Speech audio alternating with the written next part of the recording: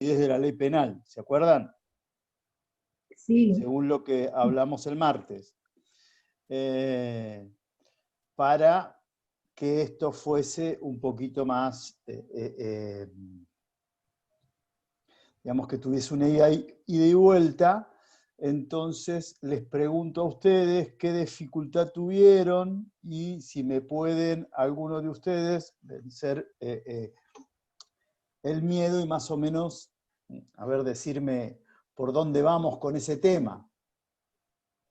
Bien. ¿Íbamos a utilizar la guía de estudio? Sí, Soy yo, profesor. sí, Andrea, te veo.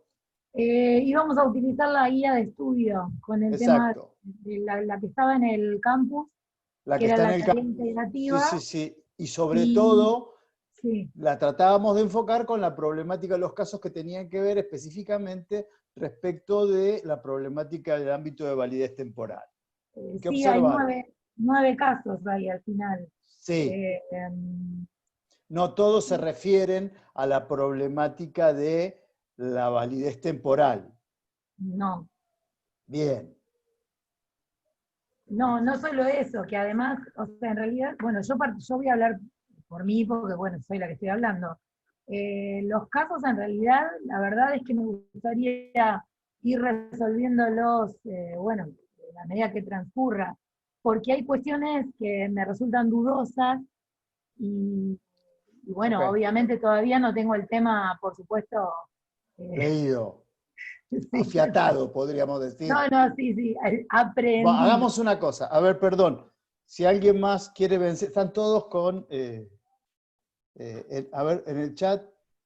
Profesor, Sí, el ámbito temporal nos refiere al tema de la irretroactividad de la ley. ese es en principio. Sí, Bien. está bien. Y de la aplicación de la ley más benigna, o sea, se Esos conjuga con... serían los principios que gobernarían esa situación en particular. Bien. Bien, veo que al menos Graciela algo leyó. ¿Alguien más me podría decir algo?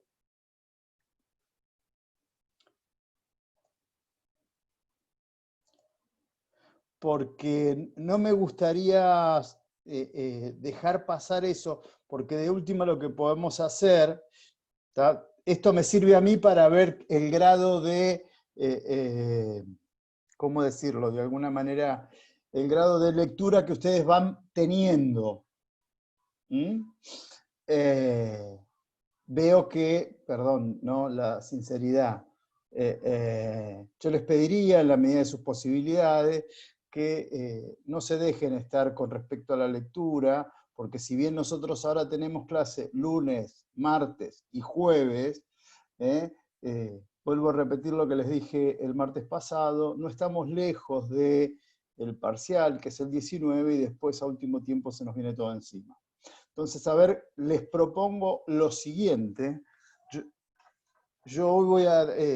perdón, abro la posibilidad. ¿Hay alguien que pueda decir algo que leyó y que le llamó la atención, aparte de lo que nos dijo Graciela respecto de estos principios y excepciones, que es es una buena metodología para aplicar a toda la problemática del ámbito de aplicación de la ley penal? Pensar cuál es el principio y cuáles son las excepciones y cuál es el fundamento por el cual se establecen esas excepciones.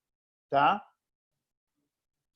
Bien, a ver, les propongo lo siguiente, viendo que, vamos a suponer, el primer intento de trabajo con resolución, que ustedes vayan, entiendo yo porque algunos están cursando algunas otras materias o problemáticas laborales y domésticas, lo que podemos hacer es, yo hoy doy algún tipo de pauta general respecto de el ámbito temporal, toco el tema que me compete hoy, que es delito, la evolución histórica hasta el finalismo inclusive, y el martes que viene, que a mí me toca dar clasificación de los tipos penales y faltas, la primer media hora de clase trabajamos los 9 casos que están en el campus virtual. Lo que le voy a pedir es que para la clase del martes que viene, 2 cosas. Que revean lo que vimos nosotros la clase del martes pasado y lo complementen con esta, y el martes sí, por favor, en la medida de sus posibilidades, tengan visto los 9 casos, así lo podemos hacer más fácil para todos. ¿Les parece una propuesta viable? Profesor, ¿le puedo hacer una consulta? Sí. En el caso de los casos 6 y 7... A ver, espere que no los tengo aquí. Sí. No importa, porque no necesitamos leerlos. Sencillamente que ahí usted indica que habría que leer la página 16 y 17 del libro de la doctora o señora Gladys Romero. Gladys Romero, sí. No lo he podido conseguir. Ok, yo voy a ver si para el martes puedo brindárselos. Si no, les brindo alguna otra bibliografía que les pueda servir para el caso. ¿Está? Bien. Perdón, hasta ahora el único que contestó fue Agustín, que me dijo sí. Estamos todos de acuerdo, prefieren que lo tratemos ahora, no tengo inconveniente, pero veo que la única que más o menos lleva la situación es Andrea o Graciela, que son por suerte las únicas dos que... No, y Maite por suerte me prendió la cámara. Los demás, para mí, son nombres en blanco y negro. No, y hay gente que, ¿cómo se llama? Pone la foto, que me parece bárbaro, eso yo no lo sé hacer. Cuando uno quiere... Bueno, María me dice que sí para el martes, ¿estamos más o menos todos de acuerdo? Sí, no hay problema. ¿Le puedo hacer una pregunta? Sí, ¿quién? Andrea. Andrea, dale. De todas maneras, responder la guía también sirve. O sea, lo único que no hice, diríamos, fue el tema de la resolución de los casos. Está bien. Lo que yo pido, a ver, perdón, yo se los aclaré, no quiero sorprender ni nada por el estilo. Esto no es algo que va a ser, yo se los dije para su tranquilidad, no es algo que va a integrar la nota que modifica la situación del parcial recuperatorio o lo que fuese. No. Yo lo que quiero es cómo vamos manejando estas situaciones que se le pueden plantear en el parcial y se le pueden plantear el día de mañana a ustedes cuando ejerzan, y es técnica de resolución de casos. ¿Está? Pero en este caso, en esta situación en particular, a mí me interesa que tengan esta técnica de resolución de casos, pero aplicando en principio los conocimientos que hemos adquirido. ¿Está? Vuelvo a decirle, tengan a mano el Código Penal, porque si bien, por ejemplo, yo ahora voy entonces, si estamos medianamente todos de acuerdo, contestaron pocos, pero bueno, no importa. Yo quiero hacer una pregunta, profe, cuando pueda. Dame 2 segunditos. Pasamos así. ¿Vale? Sí, dale, Maite. Quería preguntarle, bueno, yo a veces apago la cámara porque se me corta el audio, entonces no me den explicación, soy yo el que tiene esa historia de que me gustaría ver con quién hablo. No hay problema. Yo veo, para mí es una pantalla grande con un circulito en un costado, dale. Sí. Ayer hablábamos con Graciela sobre el derecho internacional penal y sobre el derecho penal internacional. Nos gustaría, si usted puede, en breves palabras, explicarnos cuál es la línea, la limitación y la diferencia entre uno y otro, porque yo tengo el Código Penal comentado, y a mí me pone que el derecho penal internacional dice que los límites de aplicación de la ley penal en el espacio se vincula con el denominado derecho penal internacional, pero aún no llegué a la otra parte, entonces era como que ayer charlando... O sea, vos no encontrás está bien, es muy fina la delimitación que hay entre uno y otro. Vos querés una línea de trazabilidad que te establezca la diferenciación entre uno y otro. Sí, porque ayer con Graciela decíamos que el derecho internacional penal sería la ley aplicable en concordancia a otros estados. No sé. Digamos que el derecho penal internacional es la rama cuyas normas se refieren, si querés así una definición Sí. aproximativa, es, Sí. en realidad el derecho penal internacional es la rama cuyas normas se refieren a la criminalidad llevada a cabo o que cometen desde los estados y la consiguiente responsabilidad criminal de sus gobernantes. ¿Está? Sea que los hechos criminales, por ejemplo, hayan sido realizados o cometidos en un conflicto bélico o no. Sí. ¿Está? Eso sería el derecho penal Perfecto. internacional. ¿Está? Perfecto. Que se encarga, por ejemplo, a raíz del mismo se estableció, por ejemplo, a través del derecho convencional, convenciones de significativa importancia como son la Convención sobre el Genocidio, si no me equivoco, la fecha es diciembre de 1900, a pocos años de terminar la guerra, creo que fue 48, si no me equivoco, y creó esta situación o esta funcionalidad respecto a la jurisdicción penal internacional. Que esta jurisdicción penal internacional viene a llamar o viene a tratar el juzgamiento de los comúnmente denominados crímenes de guerra. Sí. ¿Está? Sí, sí, perfecto. Bien. Sí, la vamos más o menos por ahí, pero queríamos saber bien. Que tiene que ver sobre todo, y da nacimiento, algunos especialistas encuentran en esta situación de derecho penal internacional, que es lo que ha dado pie a... es una de las bases, no ha dado pie, es una de las bases del derecho internacional de los derechos humanos. ¿Mm? Perfecto. ¿Bien? Perfecto. Muchas gracias. No, por favor. Bueno, ¿por dónde voy? Andrea, tiene que ver, obviamente, es más, el Estatuto de Roma, perdón, Andrea Anger, no la ubico, Andrea, es una de las consecuencias y normativas específicas del Tratado de Roma. ¿Está? Que en algún momento podríamos hablar, establece algunos principios que algunos encuentran, cito el autor que nosotros trabajamos como base, por ejemplo, para determinados delitos, por ejemplo, el Código Penal argentino para el magnicidio establece una pena, no me voy al magnicidio, por ejemplo, para el concurso real, para un concurso real establece un límite de pena a nuestro Código Penal de 55 años y medio. Y la pena por genocidio establecida en el Estatuto de Roma es de 30 años, lo que lo lleva a decir el doctor Zaffaroni que nunca un concurso de delitos puede ser más grave que el genocidio, estableciendo que la modificación que da la suma a 55 años para este autor es considerada inconstitucional.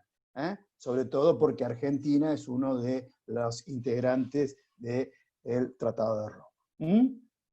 ¿Bien? Bueno, vamos a dar algunos principios para así yo me quedo tranquilo de que algo vieron con relación o respecto a el ámbito temporal de validez penal. ¿Cuál es el principio? El principio es genérico.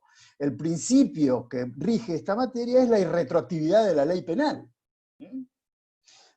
Es ya nuestra Constitución Nacional, en el artículo 18, ¿no?, nos establece esta situación en particular en la cual nos dice, perdón, discúlpenme, ningún habitante de la nación puede ser penado sin juicio previo fundado en ley anterior al hecho del proceso. ¿Está? A esto nosotros, como normativa, le tenemos que adunar o sumar lo establecido, por ejemplo, a través en el artículo 9 del Pacto de San José de Costa Rica, que a través del artículo 75, inciso 22, ingresa como normativa específica y establece que nadie puede ser condenado por acciones, o sea, tipos activos, acciones u omisiones, que en el momento de cometerse, dice el artículo 9, no fueran considerados delito. ¿Está? La exigencia previa, esta ley previa, no solo tiene en cuenta la descripción del hecho punible, sino también las consecuencias que puede acarrear esa situación, a saber, penas, medidas de seguridad y alguna otra consecuencia accesoria que pueda llegar a tener la tipificación de esta conducta. Ahora bien, ese es el principio. ¿Cuál es? Cuando ustedes le pregunten, ley en el tiempo, principio y retroactividad, bárbaro. ¿Hay excepciones? Sí, hay excepciones. ¿Cuál es la excepción? La excepción es la retroactividad de la ley penal en caso de que la misma sea más benigna. Le pido, si alguno, así porque si no mi pequeña mesa va a sucumbir, lo que establece, que lea por favor, para ustedes, el artículo 2 del Código Penal. El artículo 2 del Código Penal prevé esta situación en cuanto a el tiempo. Dice, la ley penal si la ley vigente al tiempo de cometerse el delito fuera distinta de la que existía al pronunciarse el fallo o en el tiempo intermedio, se aplicará siempre la ley penal más benigna. ¿Bien? Bien. Eso es lo que establece el Código Penal. Pero por si fuera poco, también el mismo artículo 9 de la Convención Americana de Derechos Humanos trata la cuestión y de forma específica dice: si con posterioridad a la comisión del delito, la ley dispone la imposición de una pena más leve, el delincuente, está bien, podríamos hacerle alguna observación a la convención como estereotipa a desde el punto de vista del lenguaje a una persona, si el delincuente se beneficiará con ello. Ahora bien, pregunta. ¿Qué tenemos que entender por ley penal más benigna? Va de suyo que todos ustedes, eso es lo que se pierde con la virtualidad. No puedo pedir que todos sí, profesor, la que sea más benigna para la persona que está implicada. Bárbaro, dame un criterio para eso. Y no sé, la que tenga menos pena. Exactamente, ese es el primer criterio. Perfecto. Gloria, perfecto. Sí, que estuve viendo sus videos. Acá Francisco me dice, la que favorezca más al acusado de penas más cortas, por ejemplo. Ese es un criterio objetivo, el que establezca una pena más corta. De esa forma se beneficia esta persona. Pero no solo eso. No es solo ese el único criterio a tener en cuenta. Puede ser que una ley penal no establezca una pena más corta, pero sí alguna otra situación que lo pueda beneficiar. Ejemplo, sería que la prescripción de la acción o del delito fuera más corta, que pudiera gozar este sujeto de alguna morigeración en la prisionización que sufre a consecuencia de la comisión del delito. ¿Está? Esas son circunstancias que se deben... ¿Arresto domiciliario podría ser? Por ejemplo, a conseguir, por ejemplo, algún beneficio, exactamente. No, porque claro, el primer criterio es si una ley al momento del hecho se reprime la conducta de 5 a 15 años y otra ley posterior la modifica y en su consecuencia impone una pena de 2 años a 5, va de suyo que es fácil establecer cuál es más benigna y cuál no. Ahora, puede ser que mantenga el mismo quantum de la sanción, pero establezca que en periodos más cortos la persona puede gozar de algún otro beneficio. Vos bien dijiste, arresto domiciliario, libertad condicional, salidas transitorias. La cuenta en otro momento era el 2 por 1, ¿no? No, el 2 por 1, me encanta esto porque es lo que quiero. No, está todo bien, porque prefiero que, a ver, si bien me puedo ir de tema, soy generalmente de irme de tema, pero me gusta que la gente participe. A ver, el 2 por 1 fue otra situación. El 2 por 1 fue un problema de política criminal. ¿Por qué? Porque las causas nunca llegaban a sentencia. Y había personas que permanecían privadas de su libertad sin una sentencia condenatoria firme por muchos años. Entonces, en un determinado momento, sobre todo cuando volvió la democracia a nuestro país, y por un cierto periodo posterior, se trató de subsanar desde un punto de vista de política criminal mediante el dictado de esta famosa ley que por 2 días, la ley se la conoce por 2 por 1, o sea, por cada día de prisión sin sentencia firme debían computarse 2. ¿Está? Bien. Lo que hizo que algunas personas que les faltaban cierta cantidad importante de tiempo para obtener algún beneficio, en ese tiempo no existía los beneficios de morigeración de arrestos domiciliarios, nada más existían para personas que tenían cierta edad o tenían cierta enfermedad, no como ahora que a partir de la mitad de la condena se puede requerir algún tipo de morigeración o salida transitoria, si lo querés llamar de alguna otra manera, pero claro, al computar 2 por 1, los términos se acortaban, y si vos tenés que cumplir 2/3 partes de una condena para recién obtener la libertad condicional, que es lo que establece el artículo 13º de nuestro Código Penal, los tiempos se les aceleraban bastante. ¿Bien? Bien. Bueno. Profe, sí. Acá. Yo tengo una duda sobre el principio de irretroactividad. A ver. Cuando pasaron todos los delitos de genocidio a nivel internacional, ¿existía el delito? ¿De qué? No existía antes de que sucediera todo lo que pasó en Alemania y en otros países, ¿no? No existía una tipificación específica de ese tema. Si querés te puedo... Está bien. Eso es el problema de la presencialidad. A mí me encanta ese tema. Hay un autor que te recomiendo que sigas que se llama Daniel Feuerstein. Si me doy vuelta y me dan un tiempo, pero tengo que salir de pantalla. Acá en mi biblioteca tengo bastantes libros de él. No estaba tipificado como delito... Perdón, muy sencillo. Vos fijate una cosa, que eso es algo que las reformas, sobre todo el proyecto de reforma del año 2006 y la del 2014, preveían así. Vos fijate, si agarrás el Código Penal y tomás nuestra parte especial, el primer delito que encontrás es el del artículo 79, que es el delito contra la vida. Pero es una protección individual contra la vida de forma individual. No está reprimido el delito de genocidio como... no está previsto en nuestra legislación. Eso es una de las críticas severas que se le puede hacer. ¿Está? Claro.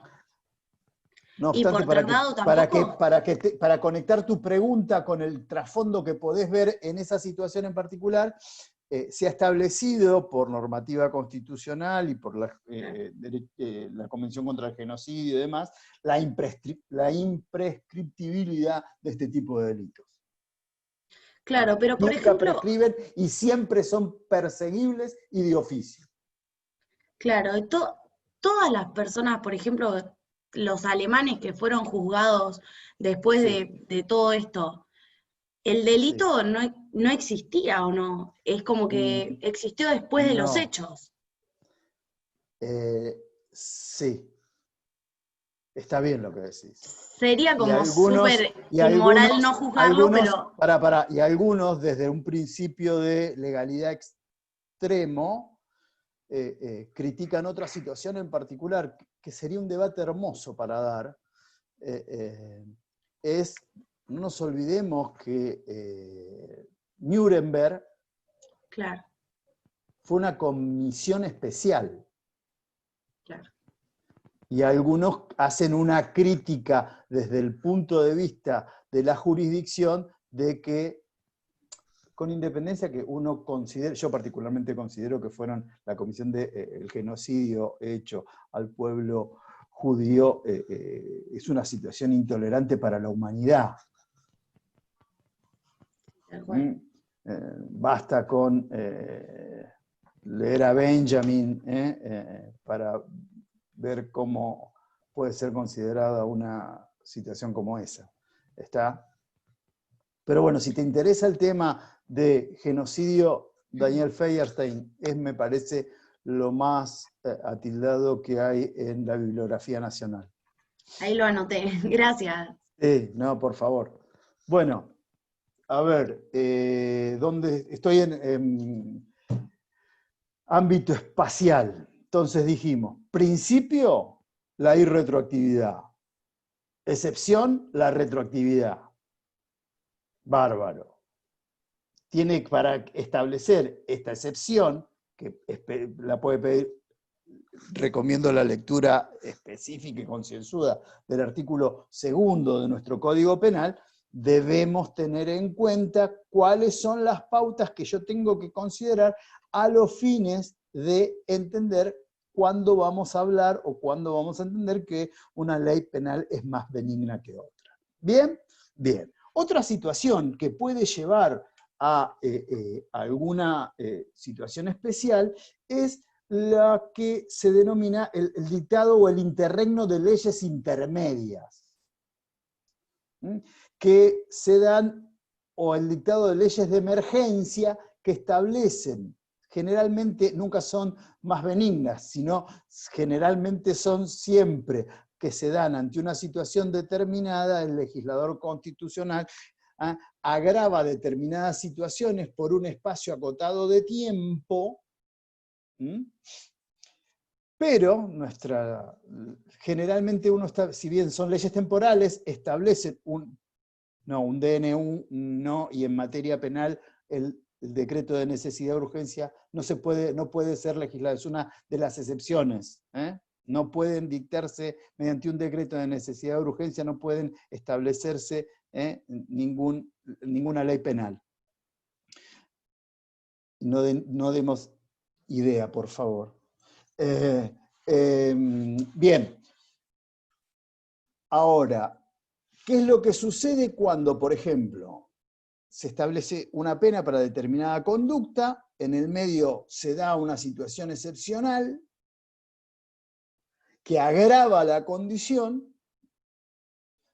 Dice cuándo entra en vigencia y hasta cuándo entra en vigencia, y una persona comete el delito en el interregno, o sea, cuando está vigente esa ley temporal que agrava la situación. Obviamente, se le aplica la pena establecida con esa mayor reprochabilidad que establece esa ley excepcional. Ahora bien, si el cumplimiento de su condena va más allá de hasta cuándo entraba o estaba en vigencia dicha ley y no es prorrogada de manera constitucional, ustedes ya vieron fuente de producción y demás, cuál es la forma constitucional del dictado de una ley penal, bien, esta persona se beneficia a través del artículo 2. ¿Estamos? ¿Alguna duda? Díganme si no, o así puedo seguir. Bien. ¿Podría dar un ejemplo, profesor, con respecto a esa situación? Sí, y háganme acordar cuando terminemos algunos tips para el examen y demás, que me estoy acordando ahora. Ejemplo. Vean ustedes cualquier tipo de delito. Vamos a un caso que sucedió hace muchos años. La Comisión de Delitos contra los Rodados tiene una pena en particular, establecida en la parte especial de nuestro Código Penal. El legislador constitucional observa que de manera significativa hay una cantidad inusitada de sustracción de rodados. Entonces establece un aumento en el reproche por un periodo de tiempo. ¿Está? Desde, supongamos, el año 2020, esta agravante empezará a regir desde el 2020 hasta diciembre del 2022, supongamos. ¿Está? Bien. Sí, sí. Una persona comete ese hecho, es procesado, condenado, le imponen, la sentencia queda firme, vamos a suponer en julio del 2022. Lo condenan a 6 años de prisión. El legislador constitucional me estableció como límite temporal hasta diciembre del 2022. Pero la persona terminó quedando firme su sentencia y va a tener que cumplirla hasta el 5 años habíamos dicho, hasta el 2027. Sí.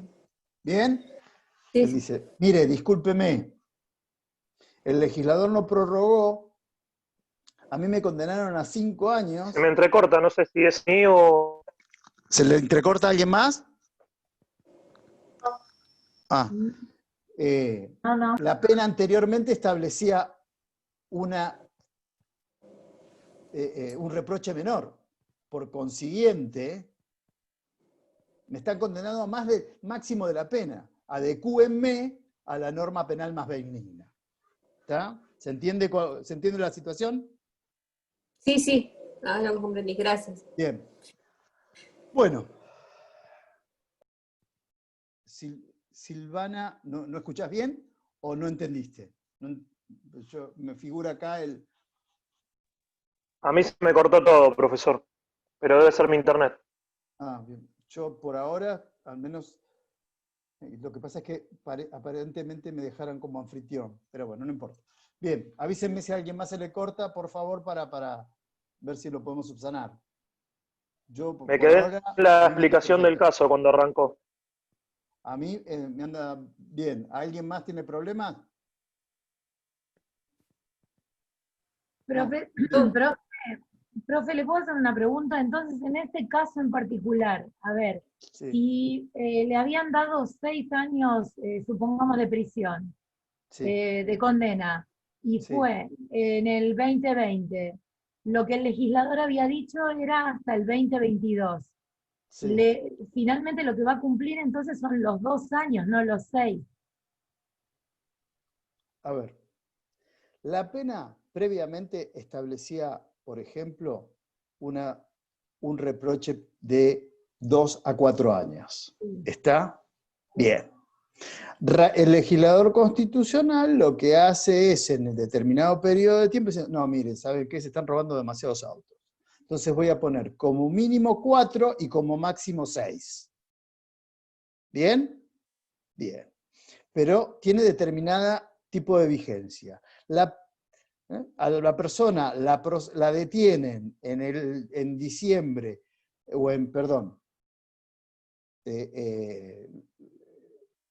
la someten a proceso en el interregno de esa ley que impone una pena mayor. La condenan a 5 años de prisión. ¿Se entiende? Bien. Entonces, cuando vence el periodo de interregno, la persona, lógicamente, va a decir, mire, me condenaron a más del máximo que prevé la pena hoy, en estos momentos. Por consiguiente, por aplicación del artículo 2, adecúenme, por favor, la sanción. Estoy cumpliendo una pena mayor a la que establece el tipo penal. Hay otra situación que es una situación de hecho. Generalmente las leyes de excepción permanecen, desgraciadamente, en nuestro país por mucho más tiempo que el deseado. ¿Bien? Bien. ¿Puedo seguir? Bien. Esto es lo que yo pedí que ustedes medianamente leyeran. Ahora, con esta, que visto está, porque nadie quiso hablar salvo Graciela y Andrea, los demás medianamente la dejaron pasar.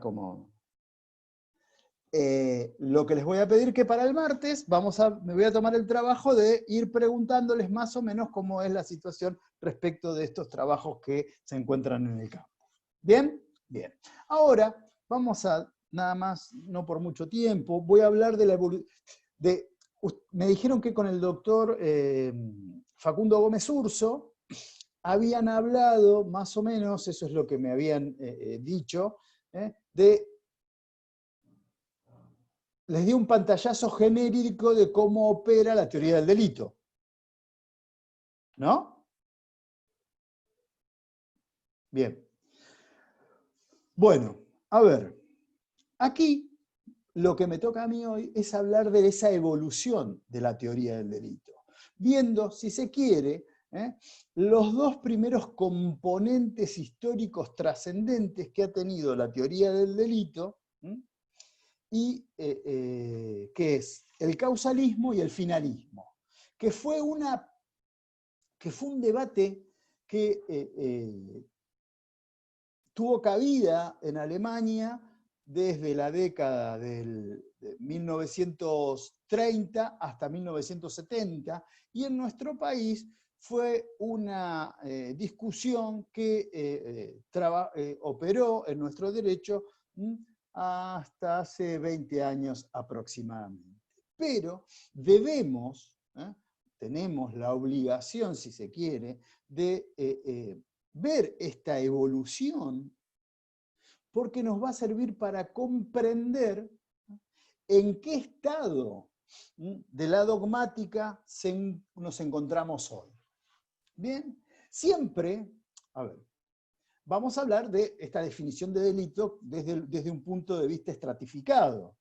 Vamos a decir que delito es una acción típica, antijurídica y culpable. De dicha definición, ustedes van a ver cuando, con el libro con el cual está trabajando, que teniendo una postura particular el doctor Zaffaroni es un funcionalista agnóstico, o si se quiere, funcionalista conflictivista, eso lo van a ver el lunes, perdón, eso lo van a ver el lunes con el doctor Ricker. Él nos dice que la teoría del delito debe servir como dique de contención a la pulsión del ius puniendi que tiene todo Estado. Es una posición particular, la cual es hartamente respetable.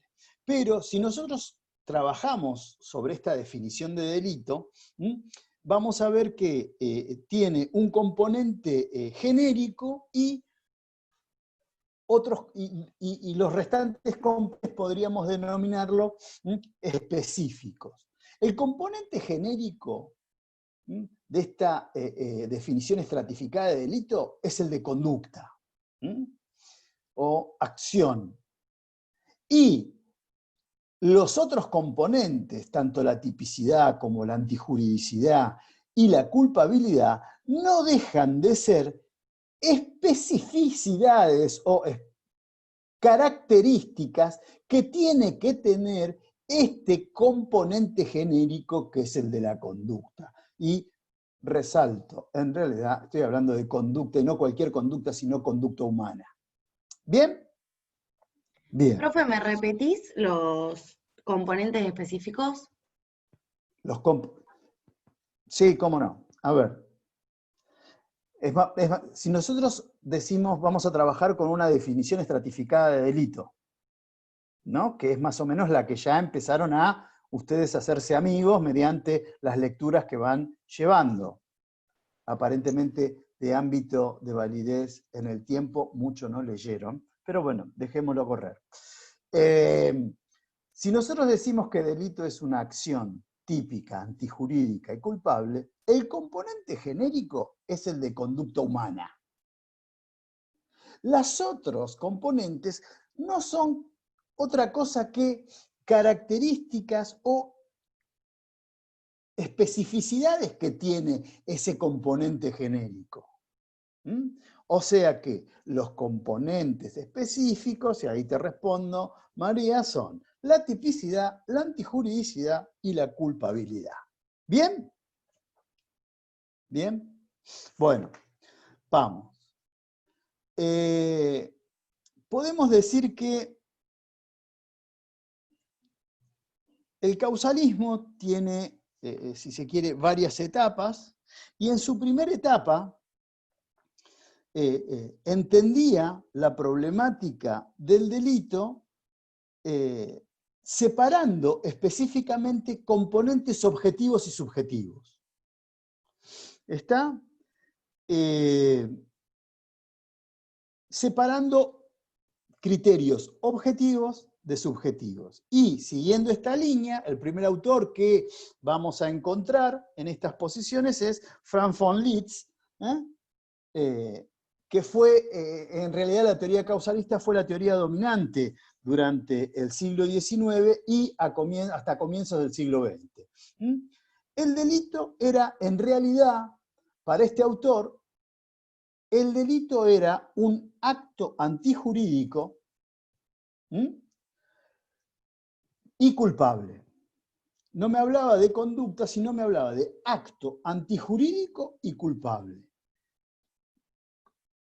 alojando toda la temática objetiva en este acto antijurídico, denominado también injusto, y todo lo subjetivo lo trasladaba a la culpabilidad. ¿Bien? La conducta, acción o acto era un hacer voluntario.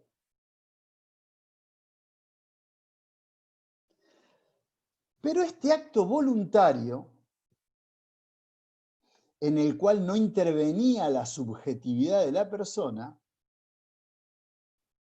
estaba, o lo entendía Liszt, como la inervación y distensión muscular que producía una modificación en el mundo exterior denominada resultado. O sea, si se quiere, era un acto meramente mecanicista, en el cual no intervenía la voluntad del sujeto. O sea, este acto de inervación o distensión muscular que provocaba un resultado, entendido resultado como modificación en el mundo interior, era el que ponía en marcha la causalidad.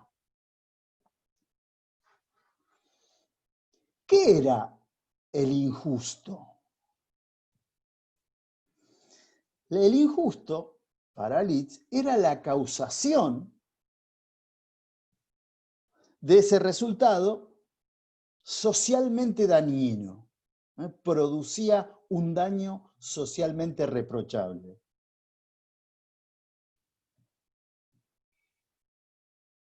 Por eso se hablaba de que era todo un componente objetivo. Ahora, y dijimos que para Liszt era la culpabilidad el recipiente en el cual intervenía específicamente la subjetividad. ¿Cómo entendía el causalismo la culpabilidad? La culpabilidad era la causación psíquica de ese resultado. ¿Me siguen? Sin miedo, si me dicen que no,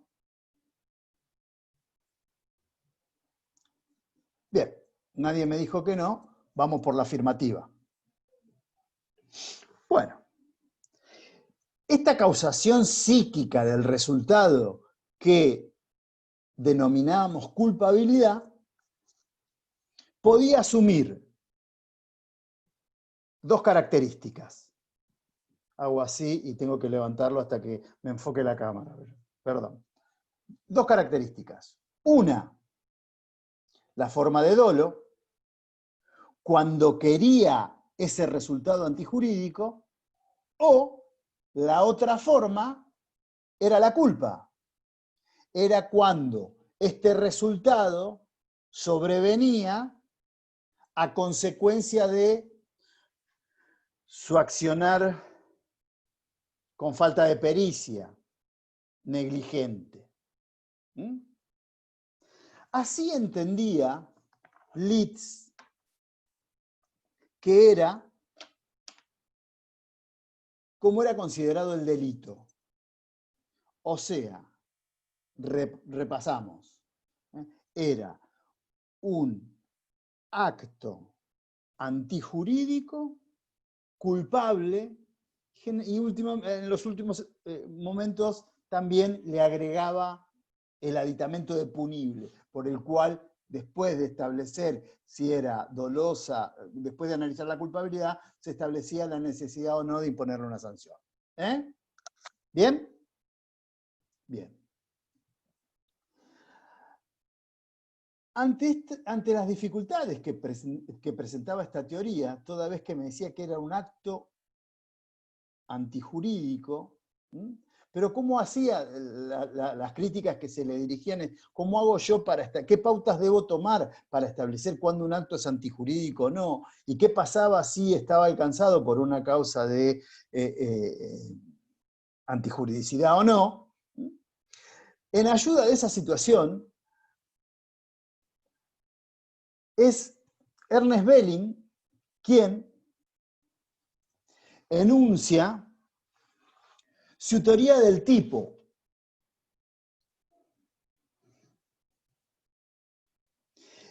en la cual lo incluye dentro del injusto,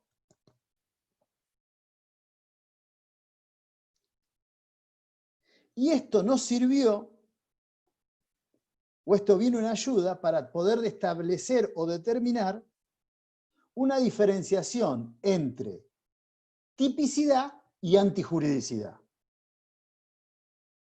Entonces, por eso se habla de el tándem Litz-Belling. A partir de Litz-Belling, nosotros ya tenemos afiatadas estas tres categorías: acción, tipicidad, antijuridicidad y culpabilidad. El injusto seguía siempre dentro de la órbita esta objetiva, subjetiva. Tanto la acción como la tipicidad y la antijuridicidad eran componentes objetivos. En este caso, entonces, la prohibición pasó a ser la realización o causar el resultado típico, y la antijuridicidad para este tándem Litz-Belling era la causación del resultado, la antijuridicidad era el choque de la causación de ese resultado con todo el orden jurídico. Pero seguía manteniendo a la culpabilidad como este componente psíquico, en la cual también se analizaba el dolo y la culpa. Ahora bien, esta teoría, la teoría causalista, si uno la observa detenidamente, sufría de inconsecuencias o de razonamientos ilógicos. el primero que se le puede realizar es que en toda conducta humana hay voluntad. Y esa es una de las críticas que vamos a ver al final, que el finalismo, que es donde su piedra basal. Pero antes de llegar al finalismo, ya hay algunos autores denominados neocantianos, y hago este énfasis en los neocantianos porque varias teorías finalistas se sirven de algún postulado neocantiano. Y para los neocantianos, tratando de solucionar esta problemática de que en toda conducta humana siempre hay una voluntad, dicen, sí, es cierto que en toda conducta humana hay una voluntad, pero el concepto de conducta que establece el derecho penal no es un concepto genérico de conducta, sino es un concepto específico. No cualquier conducta le interesa al derecho penal. Entonces, lo que hace en realidad el derecho penal es crear su propio concepto de conducta.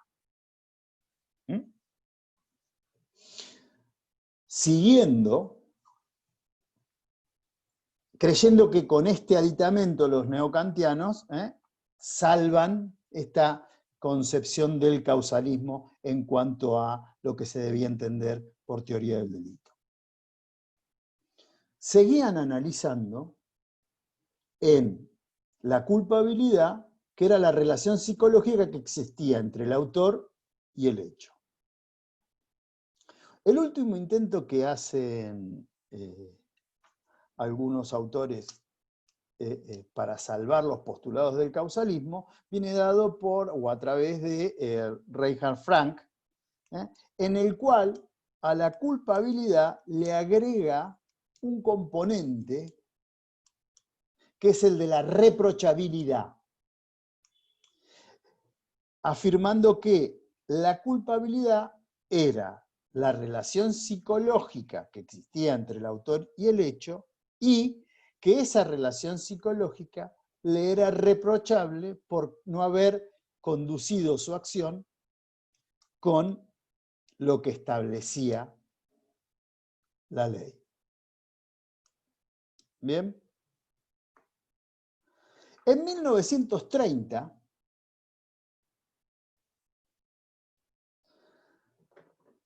el finalismo, cuyo principal expositor es Hans Belzec, critica de raíz los postulados del causalismo. ¿Qué es lo que lo lleva a criticar a Belzec respecto del causalismo? Que ya el primer componente que analiza el causalismo, que es acción o conducta, no se compadece con las estructuras óntica-ontológicas. Esto quiere decir, no se compadece con la realidad.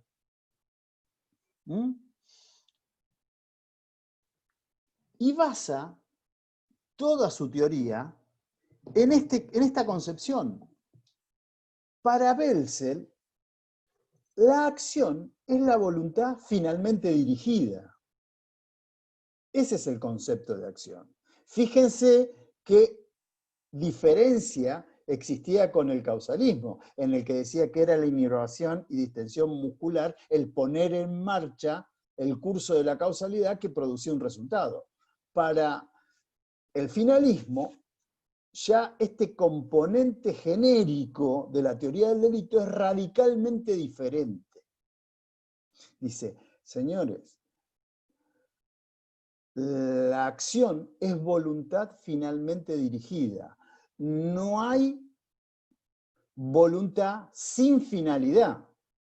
Daba ejemplos, de aquellas personas que tienen una comezón en la nariz y tienden a que la misma cese. ¿Qué es lo que hacen? Llevan sus manos a la parte exterior de la nariz y se frotan y con eso desaparece. Quiere decir que en cada conducta humana hay una finalidad, tiene una determinación para llevarse a cabo. ¿Bien? Entonces, partiendo de este concepto de acción, va a decir, la tipicidad no es solo el análisis entre la conducta y un mandato, ya sea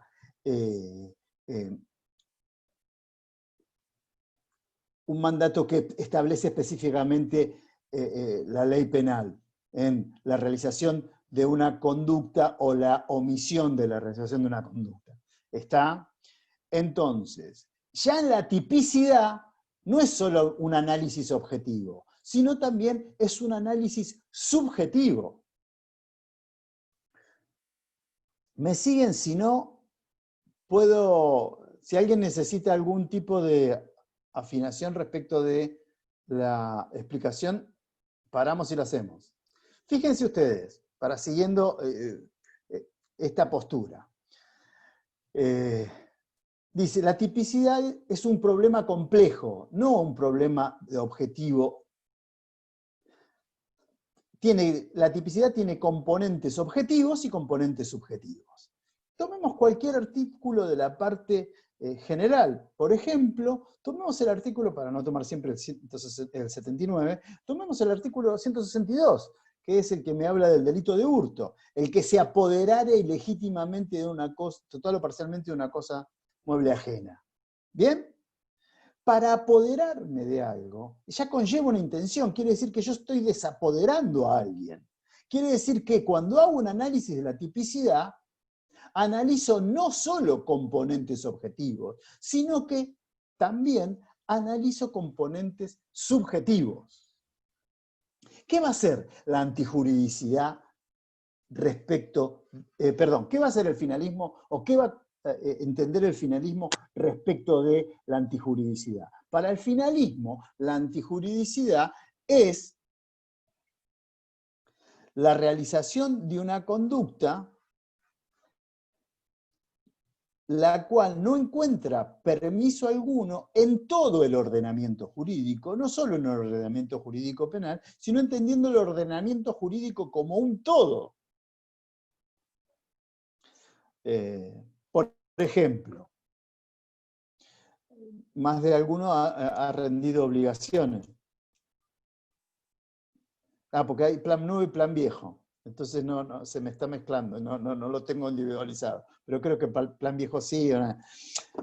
Lo que comúnmente ustedes ven como el derecho de retención. Antes el artículo 39 y ahora ya no recuerdo, habiéndome modificado el Código Civil, me cuesta un poco. El derecho de retención que ejerce una persona ante el no pago de una deuda que tiene con otra persona, si uno lo puede ver como, por ejemplo, la comisión de un delito de estafa. Ahora, el artículo 39 no deja de ser una potestad que tiene una persona respecto de otra que no le ha pagado en debido tiempo y forma una deuda de dinero que tiene con el mismo. ¿Está? Es un precepto permisivo respecto de una conducta que a todas luces puede parecer antinormativa desde el punto de vista del derecho penal. ¿Se entiende a dónde estoy apuntando? Entonces, para el finalismo, los preceptos permisivos no solo hay que buscarlos en la ley penal, sino que en todo el ordenamiento jurídico. Bien, y entonces, ¿qué analiza él? Porque si estoy diciendo que la tipicidad es compleja y que en el análisis de la tipicidad estoy analizando la subjetividad de una persona, léase dolo y culpa, ¿qué termino analizando en la culpabilidad? Bueno, señores, la culpabilidad es eminentemente normativa. ¿Qué analiza el finalismo en la culpabilidad? El finalismo en la culpabilidad analiza la reprochabilidad de la conducta.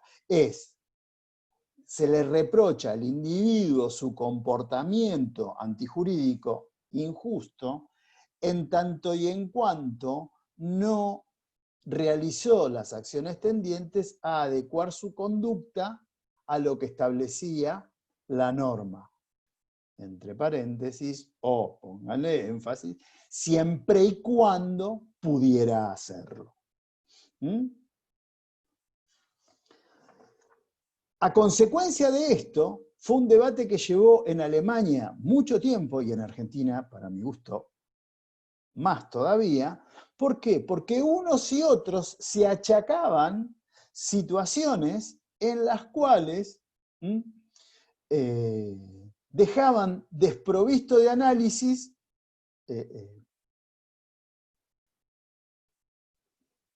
ahora voy, Ignacio.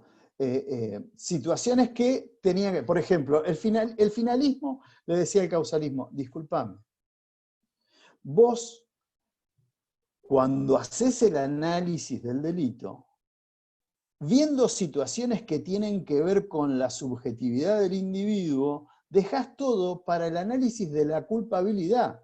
Cargás de contenido innecesario la culpabilidad cuando las situaciones tienen que verse a medida que se van presentando. Eso es lo que le refería el causalismo, el finalismo al causalismo.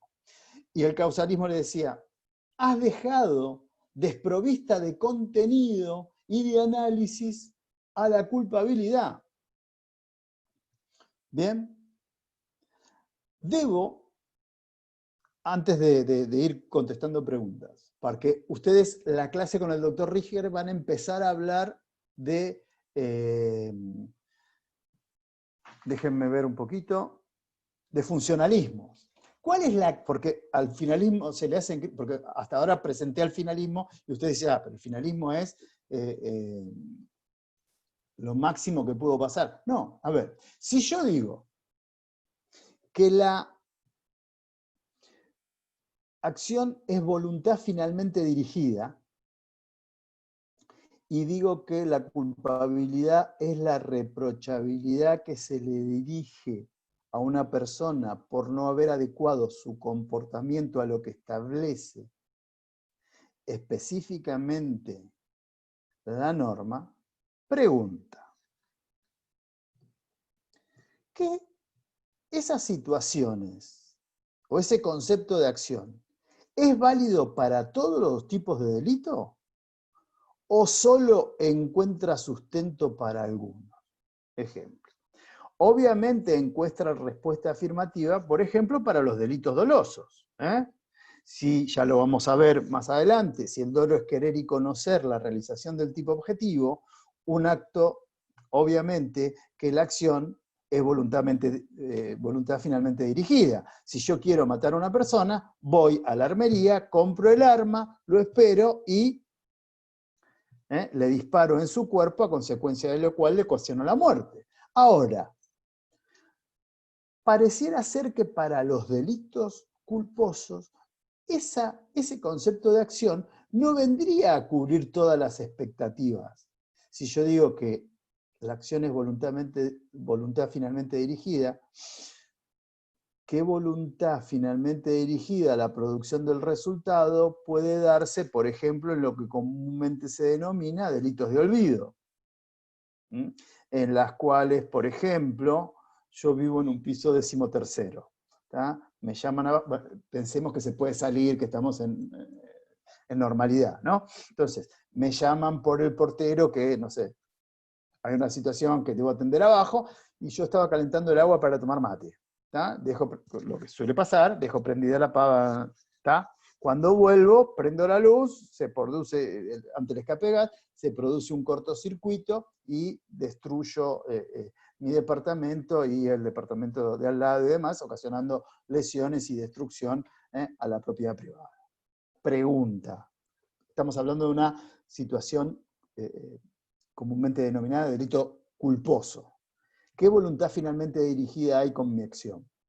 O sea, se le critica al finalismo que con este concepto de acción no responde las situaciones respecto de las tipicidades culposas, o también se le dirige a una crítica respecto de algunas situaciones con los delitos de omisión. En los delitos de omisión el fundamento de la tipicidad radica en la no realización de una conducta específicamente requerida por el legislador constitucional para evitar la producción de un daño. Bien, Ignacio, decime, ¿en qué te puedo ayudar? Ignacio Díaz. No tengan miedo de de preguntar. A ver, es bastante similar. Vos acá me preguntás respecto de la antijuridicidad. Hola. Hola, Ignacio. Hola, sí, te ¿Cómo escucho está? perfecto, ¿Bien? viejo. Sí. Sí. Yo había notado que para el finalismo la antijuridicidad es la realización de la conducta y no supe después La continuar. antijuridicidad significa la contradicción que existe entre la realización de la conducta, la cual no está permitida o tolerada por algún precepto de una conducta. Va a ser antijurídica cuando vaya en contra de todo el ordenamiento jurídico, y no solo o específicamente del ordenamiento jurídico penal. Y además, ya que debe existir una, si se quiere, dañosidad a un bien jurídico protegido. No basta en que sea formalmente antijurídica, sino tiene que además ser materialmente antijurídica la conducta. Ya lo vamos a ver cuando lleguemos a la bolilla 9. Ok, gracias. No, por favor. Bien. Hasta aquí. Profe, yo quería hacer una pregunta. Mariano, dale. Por un delito culposo contra la propiedad, ¿se puede privar de la libertad a una persona? Sí, Si cómo es de no. forma culposa el delito. Sí. ¿Sí? Sí. Y es contra la propiedad. Ah, a ver, perdón, contra la propia... A ver, pará. Yo pensé, Sí. ¿por un delito culposo se puede privar a alguien de la libertad? Sí, va de suyo. Sí. Te doy el caso típico, el delito de homicidio culposo. Sí. El homicidio No, yo me culposo cuando refería a los conlleva delitos determinada... culposos contra la propiedad. ¿Eh? Yo Perdón, me no te refería escuché a bien. los delitos culposos contra la propiedad. Los delitos culposos contra la Primero, propiedad. para que te quede, los delitos culposos son números clausus en el Código Penal.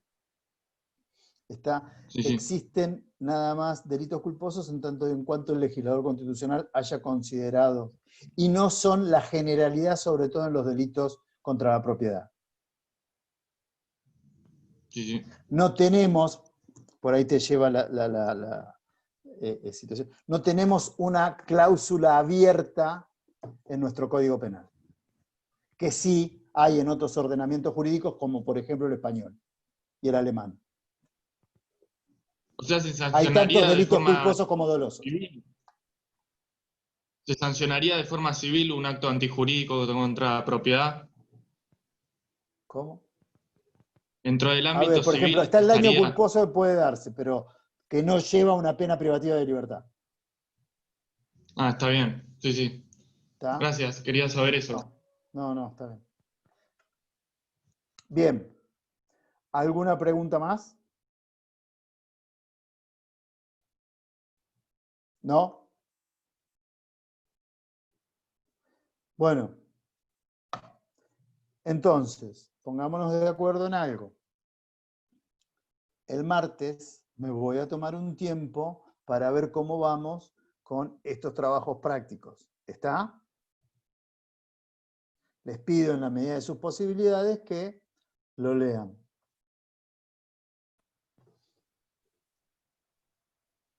Bien, ¿Estamos? profe, los tenemos resueltos para el martes y después los vemos.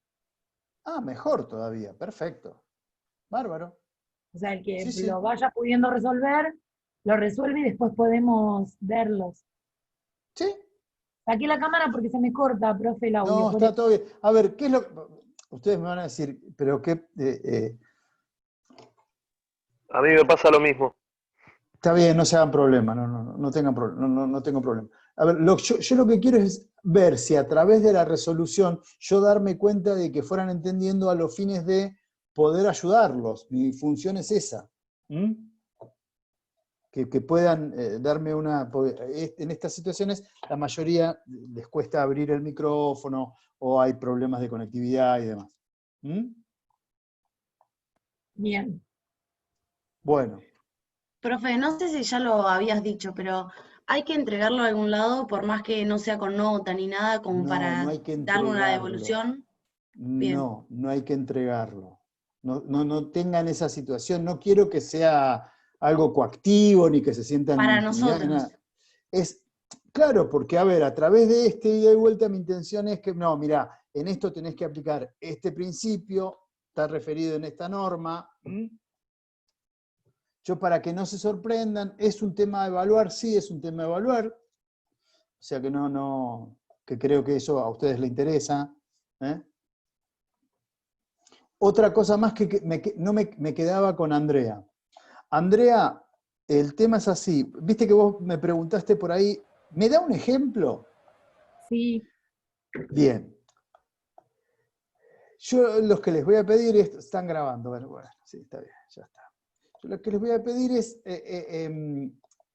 que se detengan más que nada, no busquen la asimilación por ejemplo, legítima defensa, es cuando fulanito mata a coso y el otro, como estaba de noche, lo pudo matar dentro de su casa. No, paren. El ejemplo tiene que ser para reforzar el concepto, no que el concepto sea el ejemplo. ¿Está? Sí, lo entendí, sí. O sea, desde el estudio poder resolverlos, eso yo lo entendí. Más que desde el estudio poder resolverlo, yo lo que pretendo es que desde el estudio poder entenderlo. Sí, ¿Está? sí, bien. Bueno, nos vemos el martes. Bueno, profe, ¿Alguien tiene alguna otra duda o algo? Sí, yo. Solamente tenemos que aplicar toda la parte de donde se aplica la ley, el tema territorial y el tema... A ver, para hacerlo más sencillo, con los principios que vimos, tratar de resolver. Esta es una problemática de, por ejemplo, no lo tengo aquí porque estoy con esta pantalla, no sé, algunos me dicen que se puede hacer las dos, a mí no me sale.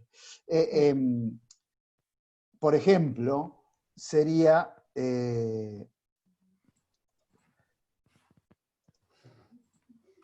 ¿ustedes me ven? Hay algunos casos, por ejemplo, en el que podemos... Por ejemplo, muy sencillo, la historia sería que viendo un caso este es una problemática de ámbito territorial. Por esta, la norma aplicable sería artículo tal, ¿está? Fácil, artículo primero, no es muy difícil, ¿está? Y se resuelve teniendo en cuenta el principio de territorialidad. No, mire, acá no es un principio de territorialidad, sino en realidad, otro por ejemplo, aquí es un problema de principio real o de defensa. Como para que ver cuál es la situación a resolver. Espérenme que creo que lo pude hacer.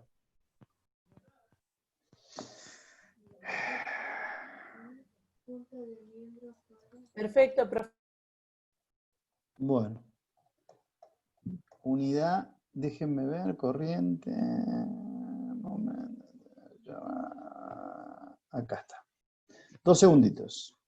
El que quiera ir se puede ir. No hay ningún problema. Por ejemplo,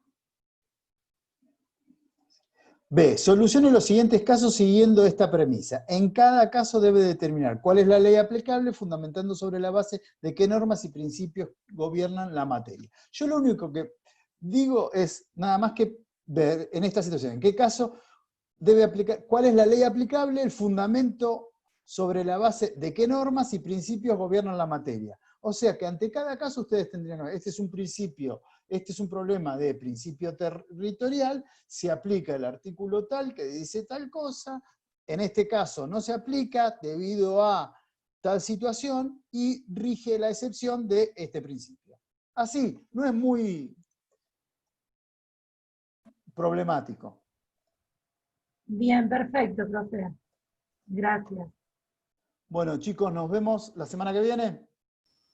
Sí, nos vemos Gracias. el martes. Que tengan buen fin de semana. Gracias, Cuídense, por profesor. favor.